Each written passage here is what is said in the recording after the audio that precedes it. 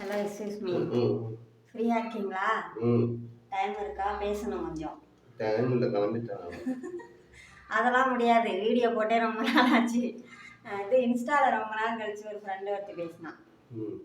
அவள் வந்து second pregnancy எப்போ பிளான் பண்ணியிருக்கீங்க, அதை பற்றி முடிஞ்சால் ஒரு வீடியோ போடு அப்படின்னு சொல்லியிருந்தான்.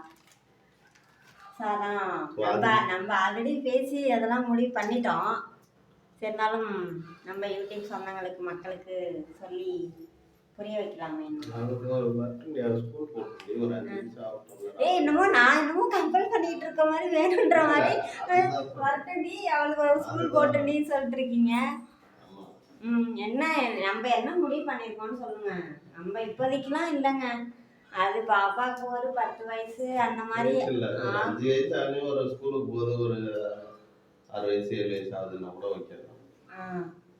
இந்த பிள்ளைய வச்சு மேய்க்கிறது ஐயோ போராட வேண்டியதா இருக்கு. இது கூட ஸ்பெண்ட் பண்ண முடியாது.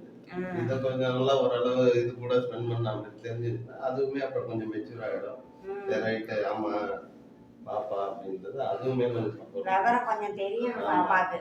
அப்பதானே இதையும் ஓட்டுக்கிட்டு அதையும் ஓட்டுக்கிட்டு பார்க்க முடியாது. வீட்டுல ஏதாவது கலைகட்டு வந்துச்சுன்னா கூட ஆமா, ஏதாவது கொஞ்சம் சப்போர்ட்டுக்கு இந்த மாமியார் அம்மா பாட்டி அந்த மாதிரி யாராவது இருந்தாலும் பரவாயில்ல. தனியாலாம் முடியலங்க, ரொம்ப கஷ்டமா இருக்கு. அதுவும் இல்லாம ஏங்க எனக்கு ஒன்றும் ஃபீல் ஆகுது,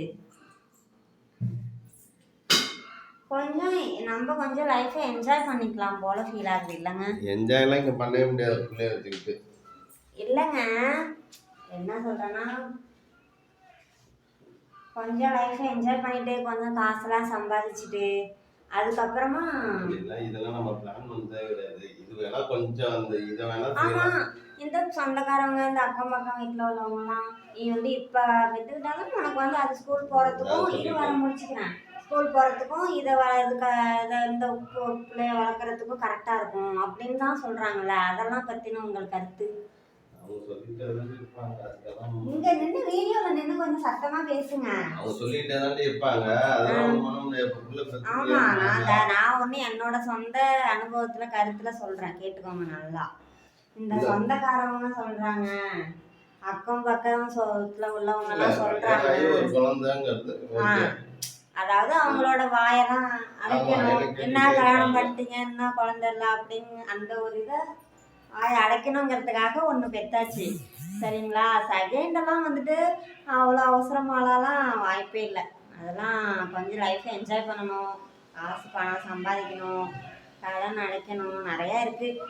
அதுக்கப்புறம் தான் செகண்டெல்லாம்ப்பா. நாங்கள் பேசி முன்னாடியே முடிவு பண்ணிட்டோம்.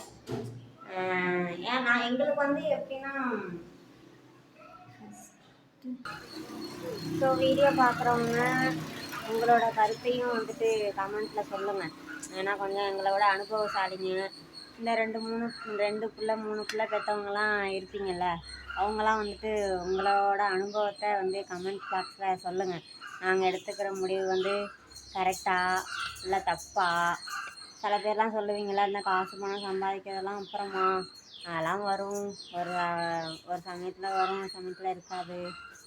அப்புறம் நிறைய பேர் கூட சொல்கிறாங்க, அவ்வளோ கேப்லாம் 10 வயசு அந்த மாதிரி அவ்வளோ கேப்லாம் வைக்காதீங்க, ஸோ அவ்வளோ கேப்லாம் விட்டால் நல்லதில்லை அப்படின்றாங்க. நான் பர்சனலாக ஒன்று என்ன சொல்கிறேன்னா, இது வந்து பிளான் பண்ணிலாம் நடக்கக்கூடாதுங்க. அது வந்து அன்எக்ஸ்பெக்டடாக கடவுளாக பார்த்து கொடுத்தா ஓகே, அந்த மாதிரி தான் ஓகேவா. அப்புறம் இந்த வந்து ஃபஸ்ட்டு குழந்தைக்கும் செகண்டு குழந்தைக்கும் ஏஜ் கேப் வந்துட்டு ஒரு 3 வயசு 4 வயசு அந்த மாதிரி இருந்தால் தான் கரெக்டாக இருக்கும் அப்படின்றதுலாம் இல்லைங்க. நானே நிறைய பேரை பார்த்துருக்கேன், ஃபஸ்ட்டு குழந்தைக்கு 10 வயசு 18 வயசு அந்த மாதிரி இருக்குது. இப்போ தான் செகண்ட் குழந்தைக்கு ப்ரெக்னென்ட் ஆகிருக்காங்க. நான் நிறைய பேர் அந்த மாதிரி பார்த்தேன். ஸோ பார்க்கலாம், எங்களோட முடிவு இதுதான். என்னங்க, நீங்கள் என்ன சொல்கிறீங்க? நீ தான் ஒன்றும் சொல்ல மாட்டியே. தெரியும் இல்லை, அந்த ஃபஸ்ட்டு குழந்தைக்கு செகண்ட் குழந்தைக்கு ஏஜ் கேப் வந்துட்டு ரொம்பலாம் இருக்கக்கூடாது, ஒரு 3 4 இருந்தா அப்படின்னு சொல்கிறாங்களா, அதை பற்றி? ம். ஆனால் நீங்களும் ரொம்ப நாளாக எல்லாரும் சொல்கிறது அது ஒரு பாயிண்ட்டு தான்.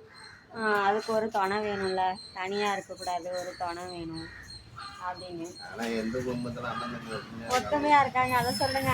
நாங்களே 4 பேர் அக்கா தங்கச்சி எல்லாம் அடிச்சுக்கிட்டு தான் கிடக்கோம். ஒருத்தரும் பாசமாக ஆசையாக அன்பாலாம் பேசினதே கிடையாது இது வரைக்கும். இவர் வீட்டில் இவரும் 4 பேர் அண்ணன் தம்பிங்க தான். ஆமாம், என்ன கேட்டால் தனியாக ஒரு குழந்தை இருக்கிறது பெஸ்ட்டு, தி பெஸ்ட்டு இந்த ஜென்ரேஷனில், இந்த உலகத்தில். என்னோட அனுபவத்தில் சொல்கிறேன். ஏன்னா அந்த அளவுக்கு இந்த அக்கா தங்கச்சி இருந்தால், கொஞ்சம் அண்ணன் தம்பிங்கெல்லாம் இருந்தால் சப்போர்ட்டாக இருக்கும். ஃப்யூச்சரில் வந்து யாருமே இல்லைன்னு அது ஏங்கிடக்கூடாது அப்படின்றதெல்லாம் இல்லைங்க.